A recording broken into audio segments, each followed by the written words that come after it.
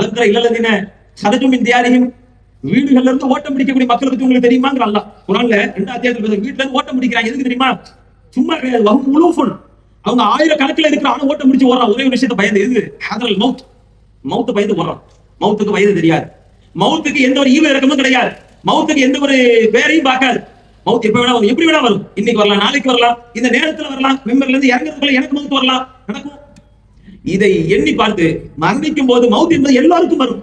மரணிக்கும் போது நான் யார்? முஸ்லிமா மௌத்தா போகணும், நபி வழியை பின்பற்றியவளாகவே இருக்கணும். மௌத் வருவதற்கு முன்பாக நான் செய்த கடைசி செயல் என்ன? நபி வழியா, ஊர் வழியா?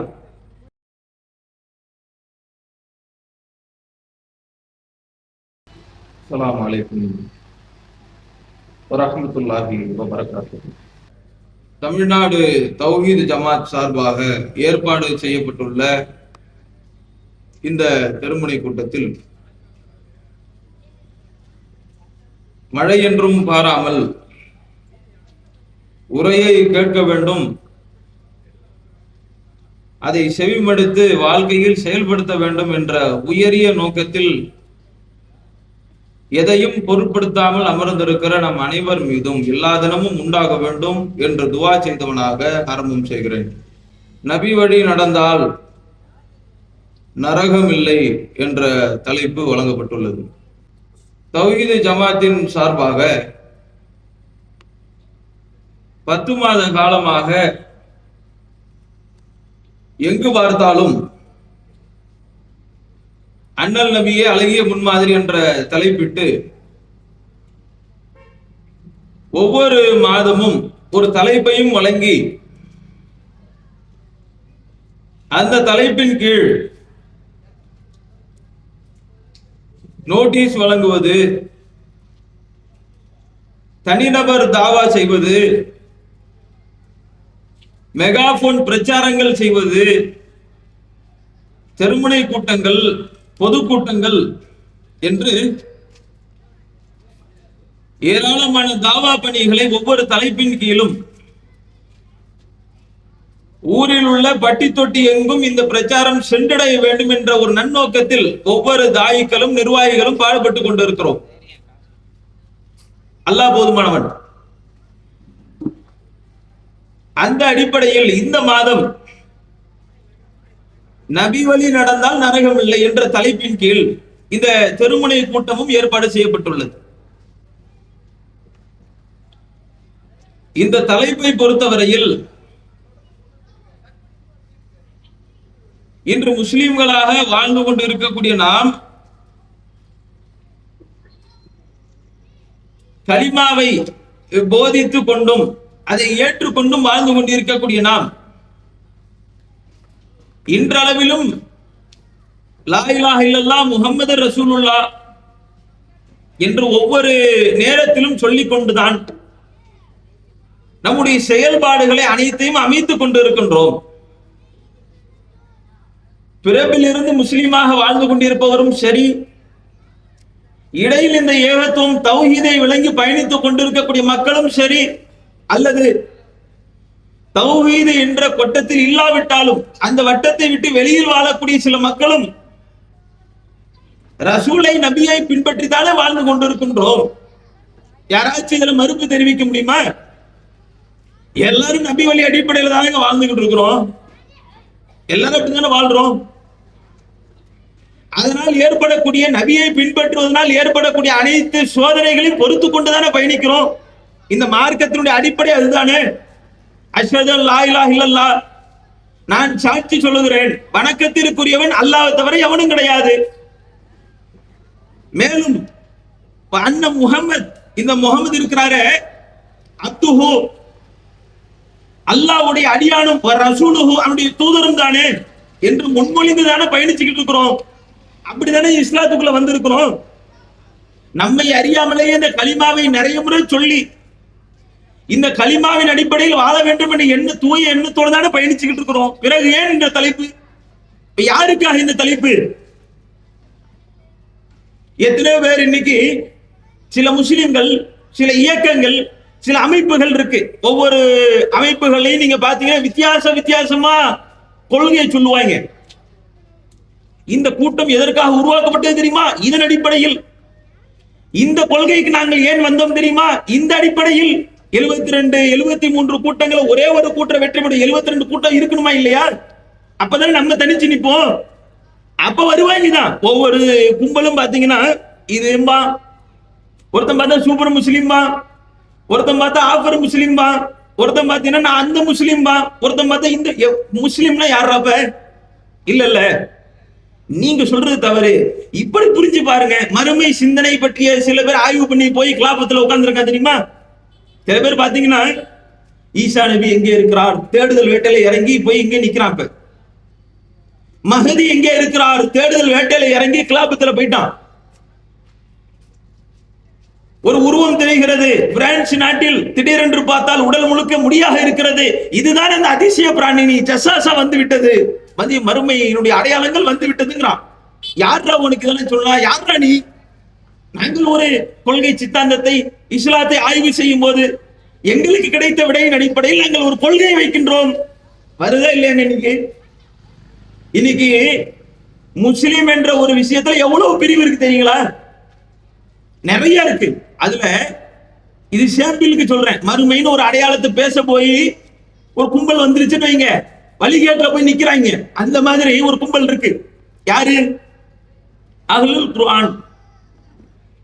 குர்ஆன் மட்டும் எங்களுக்கு போதும், ஹதீஸ் தேவை கிடையாது. புரியுதா? உங்களுக்கு சொல்றது புரியுதா? குர்ஆன் மட்டும் போதுங்க, ஹதீஸ் எல்லாம் எங்களுக்கு தேவை கிடையாது. நபியுடைய வார்த்தைகள் எங்களுக்கு தேவை கிடையாது. நபி மொழிகள் தேவையில்லை, நபி வழிகள் எங்களுக்கு தேவையில்லை. அல்லாஹ் மட்டும் தானே ரப்பு. ரசூலுங்கிறது நாங்க நம்புறோம். அதன் அடிப்படையில் அவரை பின்பற்ற முடியாது. ஏண்டா அப்படின்னா அழகான ஒரு அர்த்தம் சொன்னாங்க பாருங்க. நல்ல அழகா சொல்றாங்க. எப்படின்னா குர்ஆனுக்கு பாதுகாப்பு இருக்கு. எப்படி வராங்க பாருங்க. அல்லாஹ் வந்து இன்றைக்கு இந்த தௌஹீதுல நம்ம பயணிக்கிறோம் வைங்க, பிறப்பில் இருந்து முஸ்லிமா நீங்க, அதனால பெயர் தாங்கிய பயணிச்சுக்கிட்டு இருக்கோம்னு யோசிச்சு பார்க்கணும்.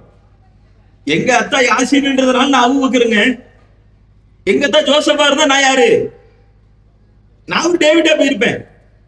எங்க அத்தா ஒரு ராமசாமியா இருந்தா நான் யாரு? நான் ஒரு குப்புசாமி. எங்க அப்பா ஒரு புத்த மதத்துல நான் என்ன பண்ணிருப்பேன்? நான் இன்னும் துறவி ஆயிருப்பேன். இருக்குமா இல்லையா? இப்படித்தான் பயணிச்சுக்கிட்டு இருக்கோமா?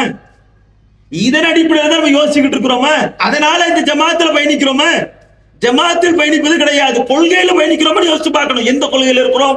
சூனியத்தை பத்தி என்கிட்ட என்ன தெளிவு இருக்கு கேளுங்க. சூனியத்தை நம்ம எப்படி நம்புறோம்? ஒரு மனிதனுடைய ஆற்றல் இன்னொரு மனிதனுக்கு இருக்கான்றதை நம்ம ஏத்துப்போமா? சிறுக்கும்போம். ஆனா சூனியத்தை நம்புவோம். சிறுக்குங்க. இங்க உட்காந்து ஒரு மனுஷன் எப்படி அங்க இருக்கவனை கண்ட்ரோல் பண்ண முடியும்? இது அல்லாஹ்வுடைய ஆற்றல் தானே. ஆனா சூனியம் இருக்குமா? இது ஒரு கும்பல் இருக்கு. நல்ல அல்லாஹ்ட்ட ஒரு பாரத்தை துவாவா வைங்க. யா அல்லாஹ், இந்த உலகத்துல எனக்கு ஒரு கொள்கை கிடைச்சிருக்கு, ஒரு ஜமாத்துன்ற பேர்ல இந்த கொள்கை பயணிச்சுக்கிட்டு இருக்கேன்னு வைங்க, அல்லாஹ்ட்ட துவா செய்யுங்க. இது சரியான யோசனையை நான் யோசிக்கும் போது எனக்கு நல்ல தீர்வை கொடு. ஏன்னா உள்ள யார் கையில இருக்கு? எப்படிப்பட்ட ஜாம்பவனை பாக்குறோமா இல்லையா? பல்லாயிரக்கான மக்களுக்கு, ஆயிரக்கணக்கான லட்சக்கணக்கான மக்களுக்கு தாவா செய்தவர் என்னுடைய நிலைமை என்ன இன்னைக்கு? பல மக்களுடைய ஹஜ்ஜி கிரிகைகளுக்கு உயிரோட்டத்தை கொடுத்த ஆளுங்களுடைய நிலைமை என்ன இன்னைக்கு? கபர் வழிபாடு கூடாதுன்னு பேசியவர் இன்னைக்கு என்ன பண்றாரு? கபர் போய் நிக்கிறார். யோசிச்சு பார்த்தோம் நம்ம, இவரெல்லாம் அங்க வருவாருன்னு, இவர் இப்படி இருப்பாரு நினைச்சோமா? இவர் வந்து வழிகாட்டுல உழுவாரு நினைச்சோமா? நம்மளும் போவோம். அல்லாஹ் தான் காப்பாத்தணும். அதனால அல்லாஹ் விடுத்து அதிகமா கேட்டாங்க துவா, யாமு கல்லிபல் குலூப் சப்பித் கல்வியலா தீனிக். உள்ளங்களை புரட்டக்கூடியவனே, இந்த மார்க்க அடிப்படையில் உள்ளத்தை பயணிக்கவே. இஸ்லாத்தை வந்து நம்ம பார்க்கணும், கொள்கையை பார்த்து பயணிக்கணும். எந்த கொள்கையில் நம்ம இருக்கிறோம்? இப்படி கொள்கையை பத்தி யோசிக்கும் போது கிலாபத்துல போய் ஃபித்னாவுல மாற்றால் நிறைய பேர் ஒரு அமைப்பை உருவாயிடும். அதுல ஒரு கும்பல் யாரு தெரியுமா? அஹ்லுல் குர்ஆன். குர்ஆன் மட்டும் போதும், ஹதீஸ் தேவையில்லை. ஏன்? குர்ஆனுக்கு அல்லாஹ் ஆதாரத்தை கொடுத்துட்டான். குர்ஆனுக்கு அல்லாஹ் பாதுகாப்பு கொடுத்துட்டான். என்ன? நான் வந்து இந்த திக்ரை இறக்கணும், இந்த வார்த்தைகளை இறக்கணும். நாமே அதை பாதுகாப்போம். அப்ப வார்த்தைகளுக்கு கேரண்டி. குர்ஆனை நீங்க என்ன பண்ணாலும் அழிக்க முடியாதுங்க. குர்ஆன்ல இன்னைக்கு ஒரு வார்த்தையை நீங்க மாத்தி எழுதி என்ன பண்றீங்க? ஒரே ஒரு லெட்டர் அதை மாத்தி ஒரு வார்த்தையை, ஒரு எழுத்த மாத்துறீங்க. வார்த்தையை கூட மாதிரி எழுத்த மாத்தி இன்னைக்கு ஒரு பப்ளிகேஷன் நீங்க ஓபன் பண்ணி விடுங்க, அடுத்த நாளே பிடிச்சிருவாங்க உங்களுக்கு. இது தப்பா இருக்கு. ஏன்? இன்றைக்கு உலகத்தில் உள்ள அனைத்து குரானையும் நீங்கள் எழுத்தாலும் சரி, அடுத்து ஒரு நிமிடத்தில் புது குரான் உருவாகும். அவ்வளவு பேர் மனதில் இன்னைக்கு பதிஞ்சிருச்சு. குரானுக்கு கேரண்டி, குரானுக்கு எல்லா விதத்திலும் பாதுகாப்பு அல்லாஹ் பொறுப்படுத்துறான். குரானை யாரும் மாத்த முடியாது, திரிக்க முடியாது. ஹதீஸ் என்ன பண்ண முடியும் தெரியுமா? மாத்த முடியுங்களா? புகாரி இமாம் 7 லட்சம் 6 லட்சம் செய்திகளை மனப்பாடம் பண்ணாருங்க. 3 லட்சம் வருது ஒரு இடத்துல, 6 லட்சம் செய்தி மனப்பாடம் பண்ணியிருக்காரு. மனுஷன் வாழ்க்கையை திருமணம் பண்ணி வாழ்ந்தாரான்னு தெரியல. அவ்வளவு நபி மொழிகள் மனப்பாடம் பண்ணிட்டு கடைசியில் எவ்வளவு கொடுத்துட்டு போனார் நம்மள்ட்ட? 7000 சொச்சம் செய்தி தான் சஹீஹ்னு போனார். மீதி எத்தனை செய்தி பொய்? அப்ப இட்டு கட்டப்பட்டது இத்தனை செய்திகள் இருக்கும். இவ்வளவு சஹீ என்று கொடுத்து விட்டு சென்றார் புகாரி இமாம். அப்ப இதுல டவுட் வருதா இல்லையா? இப்படி அப்ப என்ன பண்ணணும்? நம்ம ஹதீஸ் எல்லாம் படிக்க தேவையில்ல, நபி வழி தேவையில்லை, நபி மொழி தேவையில்லை. இப்ப நம்ம என்ன நினைக்கிறோம்? தலைப்பு அவங்களுக்கு தான். கிடையாது. இந்த தலைப்பு அவங்களுக்கு நினைக்கிறீங்களா? அவன் ஓப்பனா டிக்ளேர் பண்ணிட்டான், நாங்க பின்பற்ற மாட்டோம், நீங்க சொல்லுங்க, ஏத்துக்கிட்டா ஏத்து போட்டான். அவர்களுக்கு அல்ல இந்த தலைப்பு, இந்த போதனை அவர்களுக்கு அல்ல. இன்று முஸ்லிம்களாக நபியையும் நாங்கள் பின்பற்றுவோம் என்று முன்மொழிந்து கொண்டு வாழ்ந்து கொண்டிருக்கிறோமே, நம்ம நபி வழியை விட்டு பின்னாடி போய்கிட்டு இருக்கோம். நமக்கு தான் இந்த தலைப்பு, நமக்கு தான் இந்த போதனை, நமக்கு தான் இந்த உரை, நாம தான் படிப்படி எடுக்கணும். ஆங்காங்கே இருக்கக்கூடிய எந்த மக்களாக இருந்தாலும், எந்த கொள்கைவாதிகளாக இருந்தாலும், நாங்கள் சொல்லக்கூடிய இந்த போதனையை நீங்கள் தப்பாக எடுத்துக்கொள்ள கூடாது, குறை சொல்ற நினைக்காதீங்க. காஃபிருடைய அடையாளத்தை பத்தி அல்லாஹ் திருமறையில சொல்றான். நீங்கள் அவனுக்கு ஒரு போதனை எடுத்து சொன்னால், மார்க்கத்தை நீங்கள் எடுத்து சொன்னால், அகம்பாவம் கொண்டு அதை மறுத்து விடுவான், அவன் காஃபிர். பயான் பண்றதுக்கு ஒரு தாய் வர்றாரு, அல்லது நீங்க ஒரு வாழ்க்கையில தப்பு செஞ்சுக்கிட்டு இருக்கீங்க, ஒரு அம்மா வந்து சொல்லுது, ஏமா இது தப்பாச்சே. அந்த அம்மா என்ன சொல்லுது? அப்ப இஸ்லாத்தை சொல்லுது. சொல்லக்கூடிய அந்த அம்மாவை ஏப்பமா அப்படின்றீங்க, யார போயிட்டு வர சொல்றீங்க? இஸ்லாமிய போதனை சொல்ல வந்த ஒரு போதனையை நீங்க தடுக்கிறீங்க. இதை ஏத்துக்க முடியாது. போதனை எப்படி நான் ஏத்துப்பேன்? ஏத்துக்க முடியாத. அல்லாஹ் சொல்றான், ஒமா ஹுவ பிமுக்மினின், இவங்க முக்மீனாகவே மாட்டாங்க. இந்த அடையாளம் உங்களிடத்தில் இருந்தால் நீங்க ஒரு காலம் நபி வழியை பின்பற்ற முடியாது. உங்களுக்கே அறியாம நீங்க பின்பற்றாத நிலையில தவிச்சுக்கிட்டு இருக்கீங்க.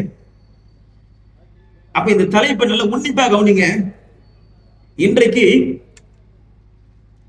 எத்தனையோ மக்கள் அல்லாஹ்வை பின்பற்றுகிறார்கள், அல்லாஹ்வை ஏத்துக்கிறோம்,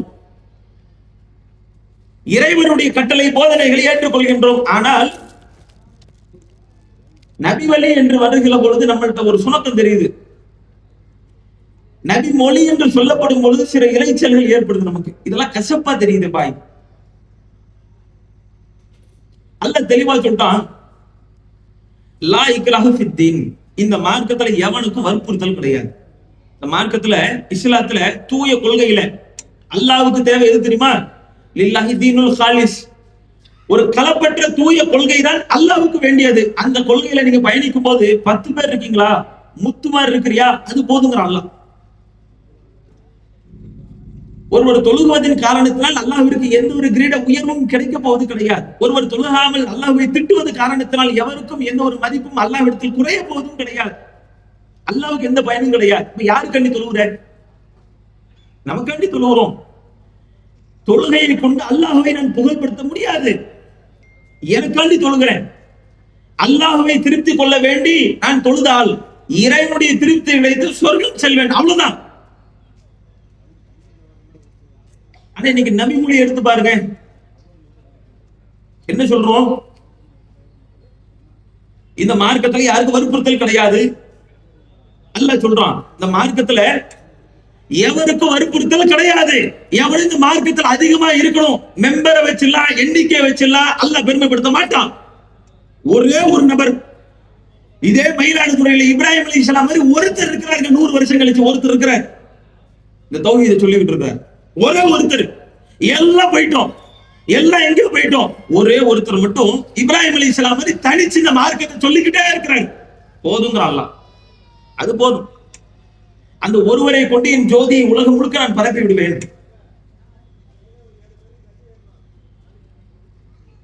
ஆனால் ஒரு கண்டிஷன், உள்ள வந்துட்டோம் வைங்க, இந்த மார்க்கத்தில் யாருக்கும் வற்புறுத்தல் கிடையாது. உள்ள வந்துட்டோம், லா இலாஹ இல்லல்லாஹ் முஹம்மது ரசூலுல்லாஹ் சொல்லிட்டீங்க, என்ன பண்ணுவோம்? ஒலா தமூத்துன்ன இல்லா வாழ்த்து முஸ்லிமோன், முஸ்லிம் அதோட மௌத்தா போயிருக்கூடாது. இந்த மார்க்கத்துல வரணும் அவசியம் இல்லைங்க. வந்துட்டோன்னு வைங்க, முஸ்லிம் தான் மௌத்தா போகணும். இதான் கட்டளை. இப்ப நான் முஸ்லிமா மௌத்தா போகணும்னா என்ன பண்ணணும்? அல்லாஹ்வை பின்பற்றுறேன், அல்லாஹ் கண்டி தொழுகிறேன், அல்லாஹ் கண்டி நோன்பு வைக்கிறேன். சரி, அல்லாஹ்வுடைய தூதர் சொல்றாங்க பாருங்க, சஹாபாக்கள் சில பேரை பார்த்து பேசிட்டு இருக்கும்போது, சொர்க்கத்தில் சிலர் நுழைய மாட்டார்கள், நரகத்துக்கு யார் யார் போவாங்க நிறைய பாயிண்ட் இருக்கு. நரகத்திற்கு செல்லாத அனைவரும் சொர்க்கத்தில் நுழையாதவர்னு சொல்லலாம்ல. நரகத்திற்கு செல்லக்கூடியவர்கள் அப்படின்னா என்ன எதிர்ப்பதம்? சொர்க்கத்தில் நுழைய மாட்டார்கள். அப்ப சிறுபாவத்திலிருந்து பெரும்பாவம் வரைக்கும் செஞ்சு நரகத்துக்கு போறவன் சொல்றதை விட ரசூல் அப்படியே ஆப்போசிட்டா சொல்றாங்க. எப்படி சொல்றாங்க? சொர்க்கத்திற்கு நுழையாதவர்கள். அது நிறைய காரணம் இருக்கு, ஆனா சிம்பிளா ரசூலை சொல்றாங்க. யார் சொர்க்கத்துக்கு நுழைய மாட்டான் தெரியுமா? ஏற்க மறுத்தவர். அப்பா எவன் இந்த மார்க்கத்தை அல்லாஹ்வை ஏற்க மறுத்தானோ அவன் சொர்க்கம் செல்ல மாட்டான். புரிஞ்சு போச்சா? சஹாபாக்கள் குழப்பம். அல்லாஹ் எப்படி நீங்க சொல்றீங்க, புரிய மாட்டேங்குத. ஏற்க மறுத்தவர்னா யாரு? ஏதாவது ஒரு அடையாளம் சொல்லுங்க. அப்ப அல்லாஹ் சொல்றாங்க, மன் அதானி, எனக்கு எவன் கட்டுப்பட்டானோ அவன் சொர்க்கம் செல்வான். அப்படி அர்த்தம் என்ன? நபிக்கு ஒருவன் கட்டுப்படுவானே ஆனால் நரகம் செல்ல மாட்டான். நபி வழியை ஒருவன் பின்பற்றி விட்டானே ஆனால், அந்த கயிறை பிடித்துக் கொள்வானே ஆனால் நரகம் செல்ல முடியாது. நரகம் அவனுக்கு ஹராம், சொர்க்கம் தான் ஹலாலாக்கப்படும். இதான் கருத்து. அடுத்து ரசூலா சொல்றாங்க பாருங்க, வமன் அசானி, என்னை எவன் ஏற்க மறுக்கிறானோ, நான் மார்க்கத்துன்னு ஒன்று சொல்லுவேன், அதை எவன் ஏத்துக்கிறானோ ஏத்துக்கலையோ, அதுல கூடுதல் கொண்டு வர்றான், குறைவை கொண்டு வர்றான், வார்த்தையை திரிச்சு பேசுறான், நான் சொல்லாத ஒன்றை மார்க்கமாய் எடுத்து வைத்துக் கொண்டு பேசுகிறான், நன்மைன்னு செய்யறான், ஃபக்கத் அபா, அவன் தான் அல்லாஹ்வை ஏற்க மறுத்தவன். பாயிண்ட் என்ன புரியுது உங்களுக்கு? ரசூலை ஒருவன் மதிக்கின்றான், ஏற்றுக்கொள்கின்றானே ஆனால் அவன் அல்லாஹ்வை ஏற்றுக்கொண்டதற்கு சமம். அல்லாஹ்வுடைய தூதருக்கு ஒருவன் கட்டுப்படவில்லை என்று சொன்னால் இறைவனை ஏற்க மறுத்து விட்டான். எங்க வருது பாருங்க பாயிண்ட். அப்ப நபி வழிக்கு எவ்வளவு முக்கியத்துவம் கொடுக்கணும் தெரியுமா? நபி மொழிகளுக்கு எவ்வளவு உயிரோட்டத்தை கொடுக்கணும் தெரியுமா? கொடுக்கிறோம் நம்ம. மிக அடிப்படையாக எடுத்து பாருங்கள், இன்னைக்கு சமூகத்துல நன்மை என்ற பெயரால் எவ்வளவோ விஷய சிறுக்குகள், விதத்துகள் நடந்து கொண்டே இருக்கிறது. நிறைய இருக்கு. ஒன்றே ஒரு விஷயத்தை மட்டும் அடிப்படையா வச்சு சொல்றேன். இந்த மாதங்கள்ல என்ன பண்ணுவாங்க? மௌலுதுன்னு ஒண்ணு எடுத்து வச்சு ஓதுவாங்க. மௌலுதுன்னு ஒண்ணு இருக்குல்லங்க, மௌலுது என்ற ஒரு குப்பை, அதை எடுத்து வச்சு பள்ளியில் உட்கார வச்சு ஓதுவாங்க. ஏன் குப்பைங்கிறோம்?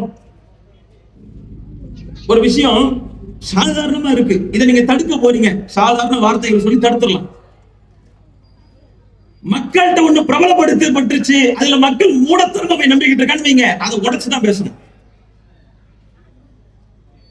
மௌலூத் என்ற ஒரு குப்பையை எடுத்து வைத்துக் கொண்டு இன்றைக்கு எத்தனையோ நண்பர்கள், எவ்வளவோ ஜமாத்தார்கள், நிர்வாகிகள் நன்மைன்னு செய்யறாங்க. இது நன்மையா? மௌலூதை ஓதினால் நன்மை என்று எங்கேயாச்சும் ஆதாரம் இருக்கா? கிடையாது. இப்ப இந்த பாயிண்ட்டுக்குள்ள டீப்பா போக தேவையில்லை. மௌலூதை ஏன் ஓதுறாங்க? அல்லாஹ்வுடைய தூதரை புகழ்கின்றோம், ரசூலை புகழ்றோம். ரசூல் ஸல்லல்லாஹு அலைஹி வஸல்லம் அவர்களை நாங்கள் புகழ் பாடும் விதமாக மௌலூத் என்ற ஒன்றை எடுத்து வைத்துக் கொண்டு நாங்கள் ஓதுகின்றோம், பாட்டு படிக்கின்றோம். இதுல என்ன தவறு? நன்மன் தானங்க செய்வாங்க. நன்மன் ஒண்ணு செஞ்சா தப்பா? இப்ப நீங்க நன்மன் ஒண்ணு செய்றீங்க, நன்மன் என்ன செய்யலாம்? தொழுகிறோம், தப்பா? அது தப்பு கிடையாது. நன்மைன்னு நீங்க செய்றீங்க, இஸ்லாத்துல ஒண்ணு இருக்கு, நன்மைன்னு செய்றீங்க, ஓகே. அல்லாஹ்வுடைய தூதர் அவர்களுடைய தொழுகையை பற்றி ஆயிஷா ரலியல்லாஹு அன்ஹா அவங்கள்ட்ட கேட்கிறாங்க. நல்ல பாயிண்டா பாருங்க. இன்றைக்கு நன்மை என்ற பெயரால மௌலூத் ஒண்ணு எழுதப்பட்டு, அந்த மௌலூத் தமிழாக்கம் பண்ணி, என்ன தமிழாக்கம் பேர் என்ன தெரியுமா? சுந்தர தமிழில் சுபஹான மௌலூத். அவங்களுக்கு கூட தெரியாது, நம்ம அந்த பாயிண்ட்ல படிச்சிருக்கிறோம். சுந்தர தமிழில் சுபஹான மௌலுது. இந்த சுபஹான மௌலுதை எடுத்து ஓதிக்கிட்டு இருக்கிறாங்க இன்னைக்கு. குறிப்பிட்ட ஒரு மாதம் வந்து விட்டால் நபிகளாரை பத்தி புகழ் பாடுகின்றோம், ரசூலை புகழ்ந்து தள்ளுகிறோம். சரி, ஓகே, இது சரியா தப்பா? நன்மனு தானே செய்யறோம், நன்மனு தானே, நன்மனு செஞ்சா அது தப்பா? அது ஒரு அழகான ஒரு ஹதீஸ் சொல்றேன். ரசூல்லா அவங்களை பத்தி, அவங்களுக்கு தொழுகை பத்தி ஆயிஷா ரலியல்லாஹு மனைவிட்ட போய் கேட்கறாங்க. ஒரு கூட்டம் போய் உட்கார்ந்து கேக்குது. அப்ப அல்லாஹ்வுடைய தூதருடைய தொழுகையை பற்றி சொல்றாங்க. வர்ணிக்கவே முடியல, அது சொல்லவும் முடியாதுங்கிறாங்க. அவ்வளவு நீட்டி தொழுவாங்க, அருமையா தொழுவாங்க. எத்தனையோ இடங்களை பார்த்திருக்கிறோம். அப்ப அந்த மாதிரி தொழுகை பற்றி, நோன்பை பற்றி, ரசூலுல்லாஹ்வுடைய அந்த கண்ணியத்தை பற்றி சொன்னத உடனே ஒரு 3 சஹாபி என்ன பண்றாங்க? 3 முடிவுகள் எடுக்கிறாங்க. என்னென்ன தெரியுமா? ஒருத்தர் சொல்றாரு, கேளுங்க. இனி இரவு முழுக்க ஒவ்வொரு நாளும் நான் தொழுது கொண்டே இருக்க போகின்றேன், தூங்க போறதே கிடையாது. ஒருத்தர் சொல்றாருங்க, ஒரு சஹாபி, இரவு முழுக்க நான் தொழுது கொண்டே இருக்க போகின்றேன், தூக்கம் இனிமே எனக்கு ஹராம், தொழுகையை நிலைநாட்டி கொண்டே இருப்பேன். நபிகளார் தொழுகிறாங்கல்ல, அப்ப நாமளும் எம்மாத்திரம் முன்பின் பாவம் மன்னிக்கப்பட்ட ஒரு நபி தொழுகிறாருங்க, நம்ம தொழுதா தப்பா? தொழுகை தவறா? தொழுகிறது தப்பாங்க, கரெக்ட் தானுங்க. இரவு முழுக்க நின்று வணங்குகிறேன்றாரு. எவ்வளவு பெரிய மனம்! நீங்க நம்ம பிள்ளைங்களை அந்த மாதிரி சொல்லிட்டா தங்கத்தட்டுல தாங்கும். நம்ம பிள்ளை சொல்லிடுச்சு, நீங்க வாயை திறந்து என் பிள்ளை இரவு முழுக்க நான் தொழுகிறேன்றான், எவ்வளவு பூரிப்பா இருக்கும், எவ்வளவு சந்தோஷமா இருக்கும். ஆனா அது நடக்காத காரியம், சாத்தியம் இல்லாதானே. சாத்தியமானது பேசுங்க பையன், இல்ல சாத்தியமில்லாத ஏன் பேசுறீங்க? சாத்தியக்கூறுகள் இருப்பதை சொல்லுங்கள். அந்த மாதிரி முடிவுகள்லாம் வந்தா அல்ஹம்துலில்லாஹ். ஆனா இன்னைக்கு நிலைமை பார்த்தா சுப்ஹானல்லாஹ் தான் போயிட்டு இருக்கு. ஏன் எக்ஸ்ட்ராடினரியா போறீங்க? இருக்கிறதையே இங்க ஃபில் பண்ண ஆள் இல்ல, அதுக்கே இங்க அலக்களிக்குது. எக்ஸ்ட்ராடினரியா நீங்க இங்க எதிர்பார்க்காதீங்க. அல்லாஹ்வுடைய தூதர் அவங்க காலத்துல இந்த சம்பவம் நடக்குது. அப்ப அவர் சொல்றாரு, இரவு முழுக்க தொழுதுகிட்டே இருக்க போறேன். ஒருத்தர் நல்ல கவனிங்க. இரண்டாவது ஒரு சாரார் சொல்றாரு, தினமும் நோன்பு நோக்க போகின்றேன், ஒரு நாள் டு ஒரு நாளும் கிடையாது, தொடர்ச்சியாக நோன்புகளை பிடிக்க போகின்றேன். நோன்பு பிடிக்கிறது தப்பா? எவ்வளவு அருமையான காரியம்! ஒரு இளம் பருவத்தில் உள்ள இளைஞர்கள் பேசக்கூடிய பேச்சுக்கள் பாருங்க. அல்லாஹ்வுடைய தூதருடைய அந்த நபி வழியை பார்த்துட்டு ஆச்சரியப்பட்டு உயர்ந்து போய் வியந்து போய், நான் இனிமே தொழுதுகிட்டே இருக்க போறேன், நான் இனிமே நோன்பு பிடித்துக் கொண்டே இருக்க போறேன்றார். எவ்வளவு அருமையான முடிவுகள்! இந்த மாதிரி முடிவுகள் எடுத்தா நல்லா தானே இருக்கும், நன்மையா தானே சொல்றாரு. மூன்றாவது ஒரு மனிதர் பாருங்க, இனிமேல் எந்த ஒரு பெண்ணையும் நான் தொடப்போவது கிடையாது, இல்லற வாழ்க்கையில் ஈடுபட மாட்டேன், திருமணத்தை நான் செய்ய போவது கிடையாது, குடும்ப வாழ்க்கையில் ஈடுபட மாட்டேங்கிறார். தன்னுடைய இச்சையை கட்டுப்படுத்தக்கூடிய முடிவை ஒருவர் எடுக்கின்றார். எவ்வளவு அழகான காரியம்! இந்த இச்சை தானங்க எல்லா தப்பும் வழிவகுக்குது, அதை ஸ்டாப் பண்றேங்கிறார். அதை நான் லூஸ்ல விட மாட்டேன், இனிமே ஸ்ட்ராங்கா வைக்க போறேன், யூசுப் அலைஹிஸ்ஸலாம் மாதிரி இருக்க போறேங்கிறார். எவ்வளவு பெரிய பாக்கியம் இதெல்லாம்! அழகான முடிவுகள் தானே. ரசூலுல்லாஹ் உள்ள என்ட்ரி வர்றாங்க. ரசூலுல்லாஹ் கேட்டுட்டே வர்றாங்க. அப்ப ரசூலுல்லாஹ் கேட்கறாங்க, என்ன இப்படிலாம் சொல்லிட்டு இருந்தீங்களோ, நீங்க என்ன சொன்னீங்க? தொழுதுகிட்டே இருக்க போறீங்களா? இரவு முழுக்க வணக்கமா? நீங்க நோன்பு, ஆஹா பரவாயில்ல, தினமும் நோன்பா? நீங்க இனிமே மன இச்சையை கட்டுப்படுத்தி வாழ போறீங்க. சரி, அப்ப அல்லாஹ்வுடைய சொல்றாங்க, நம்ம என்ன நினைக்கிறோம்? இதெல்லாம் நன்மை தானே, இப்படித்தானே நினைக்கிறோம். மௌலுது ஒரு நன்மை நினைக்கிறோம்ல, மௌலுதை ஓதினால் நன்மை நினைக்கிறோம். நீங்க ஹலாலா இருக்கக்கூடிய தொழுகை, இதை ஒருவர் கூடுதலாக தொழுகிறேன் என்று சொல்றார். நோன்பு தினமும் பிடிக்க போறேன்னு சொல்றார், மன இச்சையை கட்டுப்படுத்த போறேங்கிறாரு. அல்லாஹ்வுடைய சொல்றாங்க, மன் ரகிப அன்னி, எனக்கு எவன் மாறு செய்கின்றான். இதெல்லாம் என்ன தொழுகிறாருங்க, எனக்கு மாறு செய்யறாருங்கிறாங்க ரசூலுல்லாஹ். நான் கட்டளையிட்டுனா இரவு முழுக்க தொழுகையை நிலைநாட்டுவதற்கு, ரப்பை வணங்குவதற்கு நான் உனக்கு சொல்லி இருக்கணும். மார்க்க வணங்குத நமக்கு. அல்லாஹ் ஒண்ணு சொல்றாங்க, இறைவன் சொல்லக்கூடிய ஒன்றை நான் இம்ப்ளிமெண்ட் பண்ணணும்னா யார்கிட்ட நிக்கணும்? நான் செய்யக்கூடாது, நானா முடிவெடுக்க கூடாது, நபி சொல்லணும். இந்த நபி வழிகாட்டுதலை கொடுக்கணும். அந்த நபி வழிகாட்டுதலின் அடிப்படையில் அல்லாஹ்வை தொழுதால் தான் அல்லாஹ்வுக்கே குறிப்பு. நோன்பு பிடிக்கணும் யார் சொன்ன அடிப்படையில? இந்த இறை தூதர் சொன்ன அடிப்படையில் நோன்பை பிடித்தால் தான் அல்லாஹ்வை ஏத்துப்பேங்கிறான். ஓ தொழுகை எனக்கு தேவையில்லைங்கிற, போ தூக்கி குப்பையில போடுறவன் தொழுகை. யாரும் உன்னை அவாபின் தொழுகலாம் தொழுக சொன்னா? ஒன்னு யார் தஸ்மீ தொழுக சொல்ல? தஸ்மீ தொழுக நான் உன்னை சொல்ல சொன்னேன்? இதுதான் பாயிண்ட். நம்மள்ட்ட என்ன தெரியுமா? இது ஏத்துக்க முடியல. இது சொன்னா மவுலுதுன்னு விடுங்க, அல்லாஹ் நல்ல ஹிதாயத்தை கொடுக்கட்டும், அவ்வளவு போவாதீங்க. 3 பேர் அல்லாஹ் விட்டு கண்டிக்கிறாங்க பாருங்க, எவ்வளவு சூப்பர் பாயிண்ட். அல்லாஹ்வுடைய தூதர் சொல்றாங்க, மன் ரகிப அன்னி, இது போல எனக்கு எவன் மாறு செய்கிறானோ, நன்மைன்னு செய்யற, ஆனா இது மாறு, இதை நீ செய்யக்கூடாது. நான் உனக்கு அங்கீகாரம் கொடுத்தனா, நான் உனக்கு குரல் கொடுத்தனா, நான் உனக்கு அனுமதி கொடுத்தனா? இல்ல. அதை நீ செய்தால் ஃபலைஸ மின்னி, என்னை சார்ந்தவன் நீ கிடையாது. யோசிச்சு பாருங்க, எப்படி முஸ்லிமா மௌத்தா போகும்? நீங்க மௌத்து வருதுங்க, எப்படிலாம் மௌத்து வருது? ஒருவர் நடந்து செல்லும்போது மௌத்து வருது, ஒருவர் இருமல் வருது மௌத்து வருது, ஒருவர் தும்மல் வருகிறது மௌத்து வருது, ஒருவர் சுஜூத் செய்யும்போது மௌத்து வருது, ஒருவர் ருக்குவில் இருக்கும்போது மௌத்து வருது. இப்ப ஒவ்வொரு மௌத்தின் போது பல படிப்பினைகள் நம்ம பெறுறோம்ல. எப்பயாச்சும் அல்லாட்ட யோசிச்சு பேசியிருக்கோமா, இறைவா முஸ்லிமாக இருக்கும் நிலையில் எனக்கு மௌத்த கொடு, எனக்கு மௌத்த கொடுக்கணும்னு நினைக்கிறேன், நான் ருக்கு செய்யும்போது மௌத்த கொடுத்துரு, இந்த பையானை கேட்கும்போது மௌத்த கொடுத்துரு. காஃபிரான நிலையில மௌத்த கொடுத்துறாத. காஃபிரான நிலைன்னு என்ன? நம்ம இப்ப காஃபிர் ஆகிறோம், ஒரு வக்து தொழுகையை விட்டுட்டீங்க, காஃபிர். எப்படி விடலாம்? அல்லாஹ்வுடைய தூதர் கட்டாயமா சொல்லிட்டாங்க, 5 வேளை தொழுகணும்னு. நீங்க விட்டுட்டீங்க, ஒரு வக்தை விட்டுட்டீங்க, அந்த ஒரு வக்தை விட்ட நிலையில மௌத்தா போறீங்க, காஃபிர். அந்த நிலையில் மௌத்து வந்துடக்கூடாது. அல்லாஹ், நான் அதுக்குள்ள தொழுதுறேன்னு துவா செய்யுங்க. என்னுடைய மரணம் முஸ்லிமான மரணமாக இருக்க வேண்டும், அந்த முஸ்லிமாக மரணிக்க வேண்டும் என்று சொன்னால் நபி சொன்ன அடிப்படையில் அனைத்தையும் நான் ஏற்று நடக்க வேண்டுமே, அப்பதான் அல்லாஹ்வே சொர்க்கத்தை கொடுப்பேங்கிறான். போயிட்டு வராங்கிறான். இல்லாட்டி ஒரு கூடுதலா செய்யற நன்மைன்னு கூடுதலா செய்யறது இவ்வளவு பெரிய பாவமா? பாவம் தான். என்னை சார்ந்தவர் கிடையாது, என்னை சார்ந்தவர் கிடையாதுன்னா இப்ப யார் அவரு? முஸ்லீம் கிடையாது. இந்த நிலைமையில நீ இரவு முழுக்க தொழுகிறேன்னு சொல்லி தொழுதுகிட்டு இருக்கோம், மௌத் வந்தா நீ முஸ்லீம் கிடையாது. சுஜூதுல மௌத்தக்கூடிய அல்லாஹ், நன்மை செய்யும்போது மௌத்தக்கூடிய அல்லாஹ், இந்த நன்மையில மௌத்து வருது, உன் நன்மை கிடையாது, முஸ்லீமே கிடையாது. சரி, இந்த அளவுக்கு போக தேவையில்லை, இன்னும் சிம்பிளா ஒண்ணு சொல்லட்டுமா? இந்த அளவுக்கு கண்ணு கருத்தமா பார்க்கணுமா? கண் கொத்தி பாம்புமானி பார்க்கணுமா? ஆமா.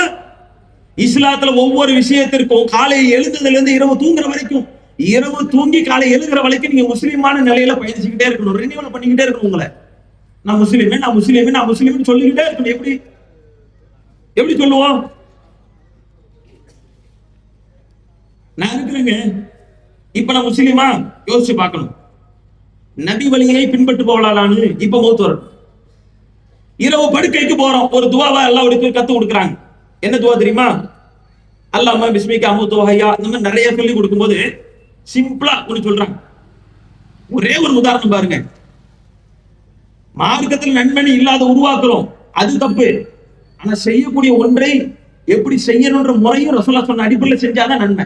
ரசூலுல்லாஹ் சொன்ன மாதிரி தக்பீர் கட்டணும், ரசூலுல்லாஹ் சொன்ன மாதிரி விரல சேர்க்கணும், ரசூலுல்லாஹ் சொன்ன மாதிரி அனைத்தையும் செஞ்சாதான் அது நன்மை. அதுவே அல்லாஹ் தான் ஏத்துப்பான், இல்லாட்டி அல்லாஹ்வே ஏத்துக்க மாட்டான்.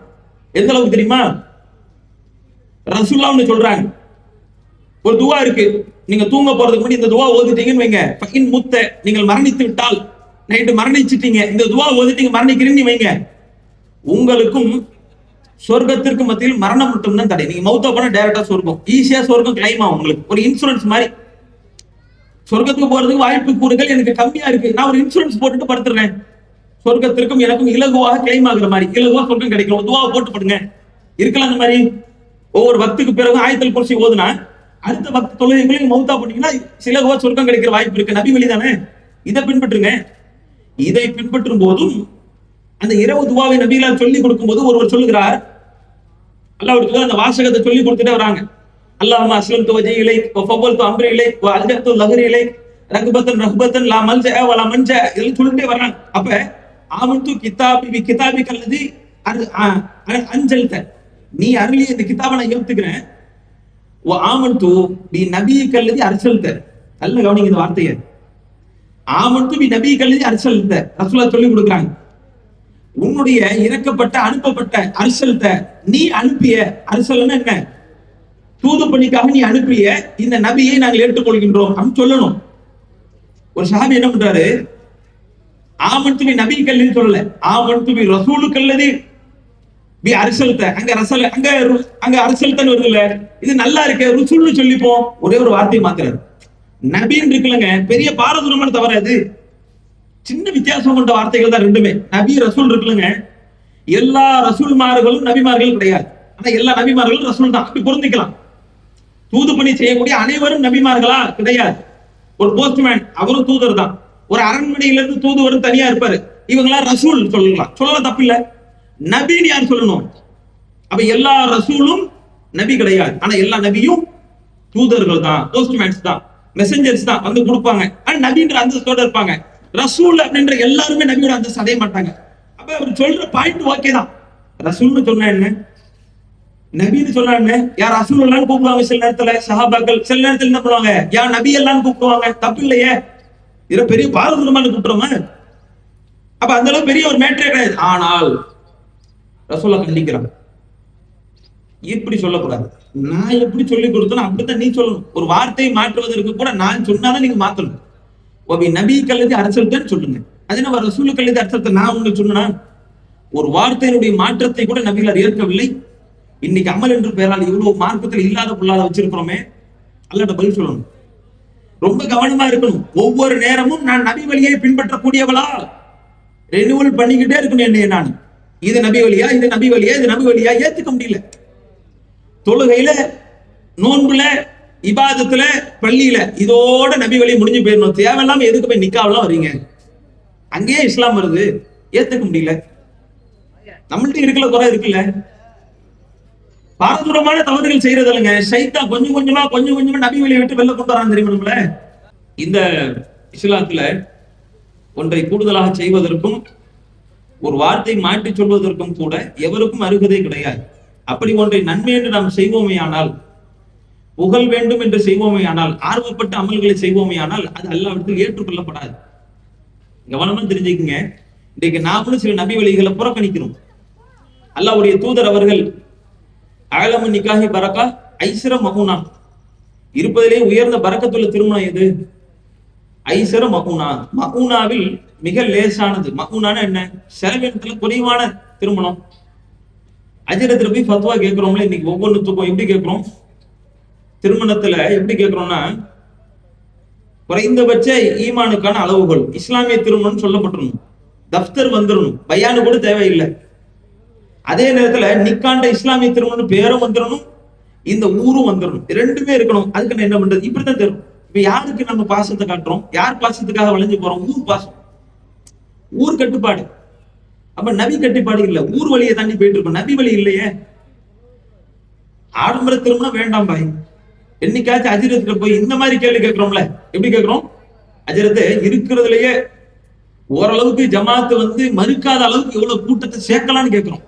அதிகபட்சமா குறைந்தபட்ச மக்கள் எவ்வளவு இருக்கணும்? எப்படி விரும்புறோம்? நபி வழிக்கு உயிரோட்டம் கொடுக்கும் விதமா என்னைக்காச்சும் கேள்வி கேட்டிருக்கோம்? அஜிரத்தை இருக்கலே குறைந்தபட்சம் எத்தனை பேர் திருமணத்துக்கு? மணமகன் மணமகள், 2 சாட்சி, ஒரு வழி, அத்தாம கூட தேவை இல்லையா? சரி நடத்தி காட்டுறேன், முடியுமா? விட்டுருவாங்களா? முடியும். இது போல் ஒரு நபி வழியை நடைமுறைப்படுத்த நினைப்போமே ஆனால் முடியும். நீங்கள் நபி வழிக்கு உயிரோட்டத்தை கொடுப்பதை விட்டுவிட்டு ஊர் வழிக்கு உயிரோட்டத்தை கொடுக்கணும்னு நினைச்சீங்கன்னு வைங்க, முடியாது. செஞ்சுட்டா விட்டுருவாங்களா? பாத்தீங்களா, காதுமா முடிச்சுட்டாங்க. எதுவும் நடந்திருக்குங்க, சும்மா கிடையாது, ஏதோ நடந்திருக்கு. இந்த அவப்பேர்கள், பேர் சொல்லுகளுக்கு நம்ம இடம் கொடுக்கவே மாட்டோம். நம்ம குடும்பம் அப்படி இருந்தது இல்லத்தா, இது வரைக்கும் நம்ம குடும்பத்துல அப்படி இருந்தது, நீ இப்படி பண்ணிராத, பயத்தை காட்டுறாங்களா? நபி வழிக்கு உயிரோட்டத்தை கொடுக்கறதுக்கு நீங்க நம்ம தயார் இல்ல, வர முடியல. இந்த சூழல் விடாது. இந்த ஜமாத்துகள், இந்த ஊர் கட்டுப்பாடுகள் இதெல்லாம் விடாது. இதை தாண்டிதான் இந்த நபி வழியை நான் பின்பற்ற வேண்டும் என்று சொன்னால் அதை பின்பற்றி ஆகுவேன். அப்படிப்பட்ட நபி வழியின் அடிப்படையில் நடந்து இது போல் சின்ன சின்ன விஷயங்களை விட்டுட்டு போறோம்லங்க, இதெல்லாம் நபி வழி, இதை ஃபாலோ பண்ணணும் வைங்க, அல்லாட்ட பெரிய ஒரு பரக்கத்து கிடைக்கும், பெரிய ஒரு நன்மை கிடைக்கும். நபி வழியை பின்பற்றினா போதும், நீங்க எதுக்கும் பயப்படவே தேவையில்லை. இப்ப மவுத் வரட்டும், பார்த்துக்கலாம். மவுத் எப்படி வேணா வரல. எங்கோ திரிந்து கொண்டிருக்கக்கூடிய ஒரு விஷப்பாம்பு மலை பிரதேசத்துல சுத்திக்கிட்டு இருக்கும். ஒரு கழுகு பருந்து என்ன பண்ணது, பிடிச்சிட்டு பறந்து வரும், இறைய சாப்பிடலான்னு. அது வெயிட் அதிகமா இருக்கும் போல, விட்டுரும். எங்க விடும்? ஒரு ஊருக்குள்ள வந்து விட்டுரும் வைங்க, ஒரு மனிதர் மேல விட்டுரும். எங்கோ போய் கொண்டிருந்தா அந்த விஷம் சுமந்து கொண்டிருக்கக்கூடிய இந்த விஷம் என்பது இந்த மனிதனோட ரத்தத்தில் கலக்கணும். நாட்டினது யாரு? அல்லாஹ் தானே. அலந்தர இல்லல்லதீன சதஜும் மின் தியாரிஹிம், வீடுகள்ல இருந்து ஓட்டம் பிடிக்கக்கூடிய மக்களை பத்தி உங்களுக்கு தெரியுமாங்கிற அல்லாஹ் குர்ஆன்ல 2 அத்தியாயத்துல வீட்டுல இருந்து ஓட்டம் பிடிக்கிறாங்க. எதுக்கு தெரியுமா? சும்மா கிடையாது. வஹும் உலூஃபுன், அவங்க ஆயிரக்கணக்கில் இருக்கிற ஆனா ஓட்ட முடிச்சு ஓடுறான் ஒரே ஒரு விஷயத்த பயந்து எது ஹதரல் மவுத். மவுத்து பயந்து ஓடுறான். மவுத்துக்கு வயது தெரியாது. மவுத்துக்கு எந்த ஒரு ஈவு இறக்கமும் கிடையாது. மவுத்துக்கு எந்த ஒரு பேரையும் பார்க்காது. மவுத் எப்ப வேணா வரும், எப்படி வேணா வரும். இன்னைக்கு வரலாம், நாளைக்கு வரலாம், இந்த நேரத்துல வரலாம். மெம்பர்ல இருந்து இறங்குறதுக்குள்ள எனக்கு மவுத் வரலாம், நடக்கும். இதை எண்ணி பார்த்து மரணிக்கும் போது மவுத் என்பது எல்லாருக்கும் வரும். மரணிக்கும் போது நான் யார்? முஸ்லிமா மௌத்தா போகணும், நபி வழியை பின்பற்றியவளாகவே இருக்கணும். மவுத் வருவதற்கு முன்பாக நான் செய்த கடைசி செயல் என்ன? நபி வழியா, ஊர் வழியா? மரணத்திற்கு முன்பாக நான் பேசிய கடைசி பேச்சு சுபான் அல்லாவா? யோசிச்சு பாருங்க. எந்நேரமும் நபி வழியில பயணிச்சுக்கிட்டே இருப்போம்.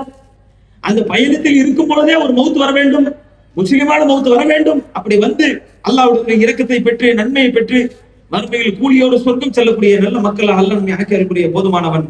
துஆ செய்தவனாக நிறைவு செய்கின்றேன். அஸ்ஸலாமு அலைக்கும்.